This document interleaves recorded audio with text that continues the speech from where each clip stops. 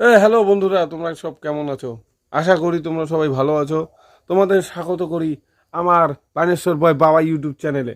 আজকে আমি দেখাবো তোমাদের যে আমার বানানো দেশি স্টাইলের ব্যায়ামের কিছু জিনিসপত্র এবং সেটা দিয়ে কিভাবে ব্যায়াম করা যায় সেই বিষয়ে ভিডিও আপনাদের জন্য তো নিয়ে এসেছি। তো আমার এই দেশি জিনিসপত্র বানানোর জন্য তেমন কিছু আহামরি কিছু দরকার নেই। এই যে পিছনে আমার ওয়াইফ আছে, সে দেখছে রান্নাঘর থেকে, সেও করে মাঝে মাঝে। ঠিক আছে, এই যে এটার জন্য আপনার লাগবে বাঁশ, আর লাগবে হচ্ছে এটা এরকম কাঠের টুকরা, এই যে গরু বাঁধার মতো রশি, মোটা রশি যেগুলো দিয়ে গরু বাঁধে মানুষ।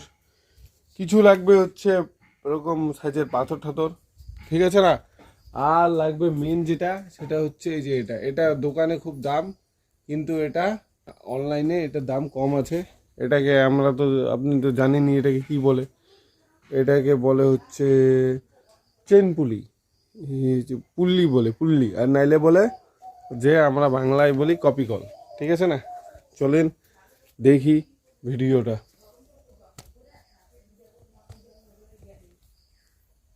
বন্ধুরা, তো এই ভিডিও এই দেশি যোগার মাধ্যমে আমি যেই ধরনের বিভিন্ন ধরনের ব্যায়াম করে থাকি, তার মধ্যে একটা হচ্ছে মাসেলের। সেটাতে কীভাবে করব সেই ভিডিওটা আগের ভিডিওতে আছে, আপনারা দেখে নিতে পারেন। আর আজকে দেখাবো কিভাবে আমি আমার এই দেশি সেট আপের মাধ্যমে ঘাড় চেস্টের এক্সারসাইজ করি। তো আপনাদের বেসিক্যালি কীভাবে ধরতে হবে, আপনাদের এরকম সেট আপটা বানানোর পর সেট আপটাকে আপনাদের দূর থেকে দেখিয়ে দিই। এই যে সেট আপ, এরকম সেট আপ বানানোর পর আপনি এবার ধরবেন কীভাবে লাঠিটাকে। এই যে এটা এই হাতলটা বানিয়েছি হাতল হিসাবে, এটাকে ধরবেন কীভাবে? এটাকে এবার এইভাবে ধরলে হবে না, এটাকে ধরতে হবে হচ্ছে এইভাবে ধরতে হবে। ধরে আপনাকে একটু ঝুঁকতে হবে, ঝুঁকে মুখটা সামনের দিকে দেখতে হবে, দেখে এইবার শুরু করতে হবে। কিভাবে করব? সামনের দিকে তাকিয়ে থাকবো, হাত দিয়ে হ্যান্ডেলটাকে ধরবো, তারপর স্টার্ট। 1 2 3 4 5 6 7 8 9 10।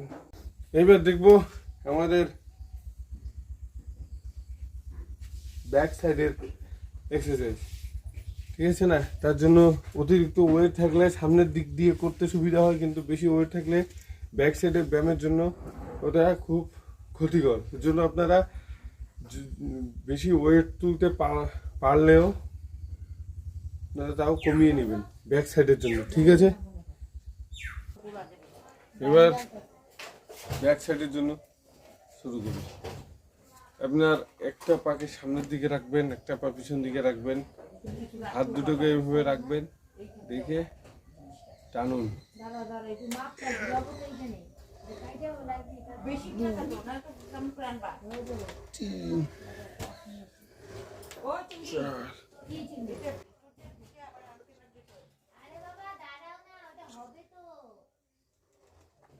সাত,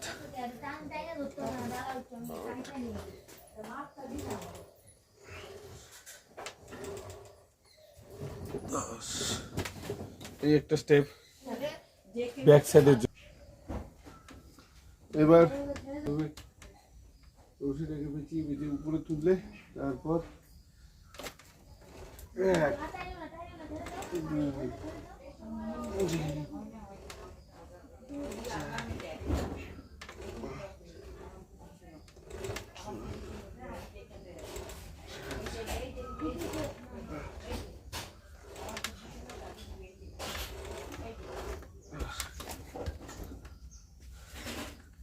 তো এইভাবে আপনারা ব্যায়ামটা করবেন, ঠিক আছে বন্ধুরা।